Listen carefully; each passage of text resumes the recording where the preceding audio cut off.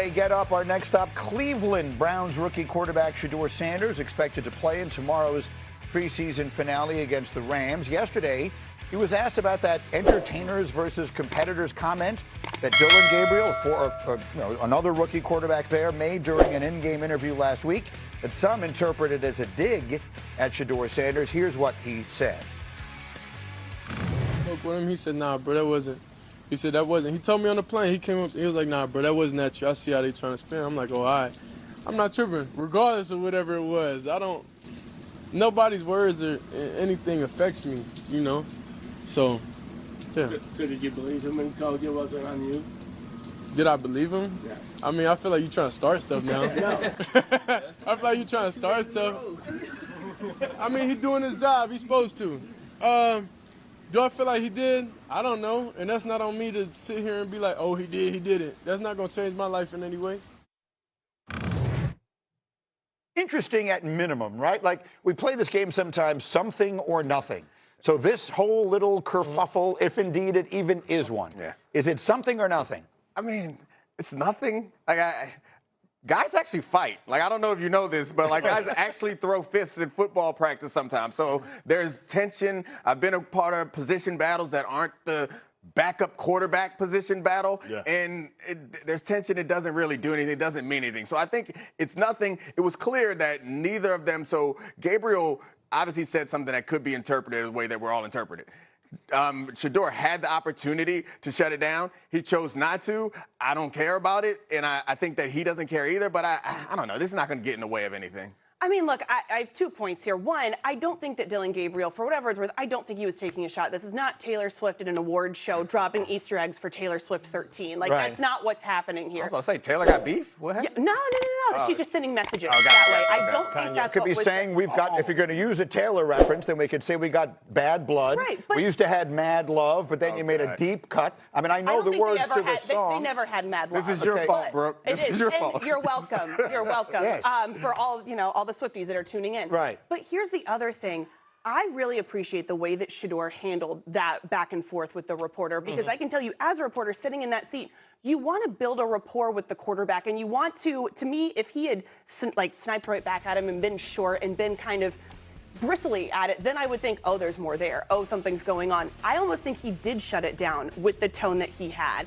Because if he had been, again, curt, then I would think, okay, I need to keep digging. I need to ask more follow-up questions. All right, so Graziano, here's what I want to throw, because you've been there and you've talked to everybody involved, and you have a much better sense than I do of where everyone's head is involved in this situation. There's one part of me that thinks these are two rookie quarterbacks vying for a backup job, so why in the world would this be significant to anyone anyway? There's another part of me that thinks this isn't just that, though. Shedeur Sanders is not your run-of-the-mill fifth-round quarterback. He's just not. And what winds up happening with him is going to be of enormous interest to a lot of people. Sure. It may or may not be of great consequence to the Cleveland Browns' future, but it is of enormous interest to people. Sure. And Dylan Gabriel is the guy who was unexpectedly drafted in the third round ahead of him. So there's a uniqueness to the situation that makes it interesting to me one way or the other. I would agree. I don't know the ins and outs of their relationship or whether they have one. But yeah, the situation is you have a fairly wide open competition here, because the starter is Joe Flacco, who's 40 years old and not the future of the franchise. Kenny Pickett, who's in front of both of them on the depth chart, hasn't been able to stay healthy. So at this point, it looks like one of the two rookies is going to be the backup on Week 1's game against the Bengals. So they are in a competition. I don't think this whole thing has nothing to do with that competition. Correct. But I think to Brooke's point about how do you carry yourself in the building, I think what we've heard about Shedeur Sanders has all been positive in that front. So obviously showing maturity there and handling a weird situation probably the right way. Not his first rodeo. I mean, he's experienced it from his dad. He's been around. He's been a high-profile athlete for a long time. But listen, the competition was on when you drafted me. So we understand. Men can be teammates and be respectful, but it's still a competition. At the end of the day, it's not over till I win, to quote Les Brown. You know what I mean?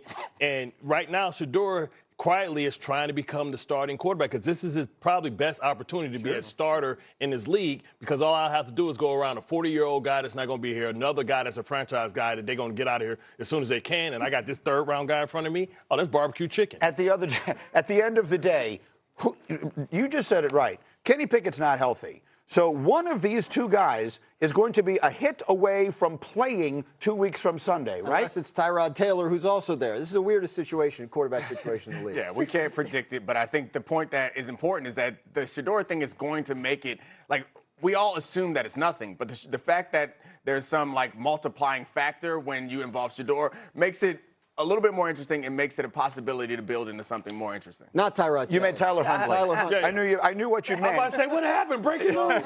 They do bring everybody He's supposed to be on the Jets. Okay, much more football of the NFL variety on this.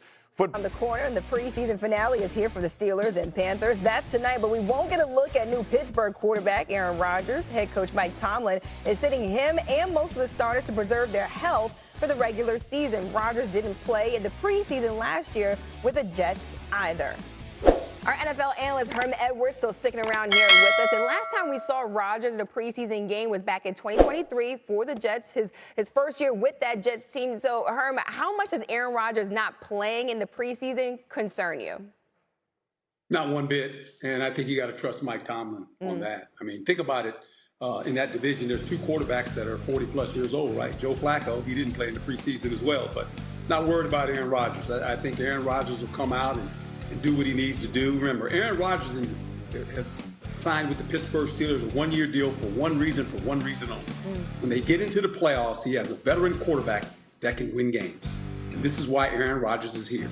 It's going to be interesting to me now. DK Metcalf, all of a sudden, is a big part of this offense as well. So I just think him not playing in the preseason, there's no concern at all. Yeah, not too much worry there. Let's stay in the AFC North. The Browns announced this week that Joe Flacco will start for week 1. They've got 2 rookies on that roster, and Dylan Gabriel and Shedeur Sanders. If something happens to Flacco, who do you think should start and why?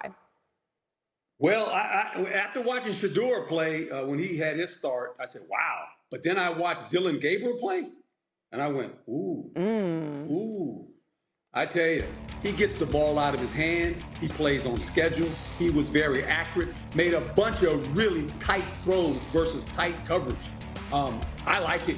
I think they think they have a guy that I had played against at Cleveland who played quarterback for them, a guy by the name of Brian Sipe. Have the same stature, too, about 6 foot tall. He was out of San Diego State. This kid's out of Oregon. But he is really good in the pocket. He maneuvers in the pocket very well, always keeps his eyes down the field, and he's very accurate. Yeah, everyone waiting to see which rookie will get the start first. Herm Edwards with the latest. Thanks so much, Herm. Shedeur Sanders will play in the Browns preseason finale against the Rams Saturday after dealing with an oblique injury. Shedeur says he's good to go and also addressed fellow rookie Dylan Gabriel's recent comments about competitors and entertainers. Some took it as a shot at Sanders. However, Gabriel said that was not the case. Here's Shedeur on it all. Honestly, I don't even think about nothing. I don't think about anything. If it's not words or anything, at this point, it can't do anything to me. I know, the God put the ability and the power within me to not even think about nobody else's comments, not care. It is what it is. I spoke with him. He said, nah, bro, that wasn't. He said that wasn't. He told me on the plane. He came up. He was like, nah, bro, that wasn't that you. I see how they trying to spin. I'm like, oh, all right. Did I believe him? Yeah. I mean, I feel like you trying to start stuff now. Do I feel like he did? I don't know. And that's not on me to sit here and be like, oh, he did, he didn't. That's not going to change my life in any way. Take a listen. It's new on SportsCenter. How close are you to getting a deal with him?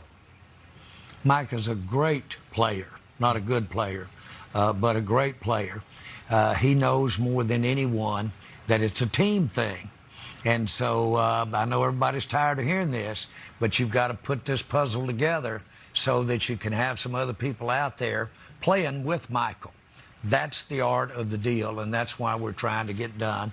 And we're trying to make this thing work. But we have all the appreciation in the world for what he can mean to the years ahead. We're proud to have you. All right, let's bring in our NFL analyst, Herm Edwards. He's with us now. And Herm, listen,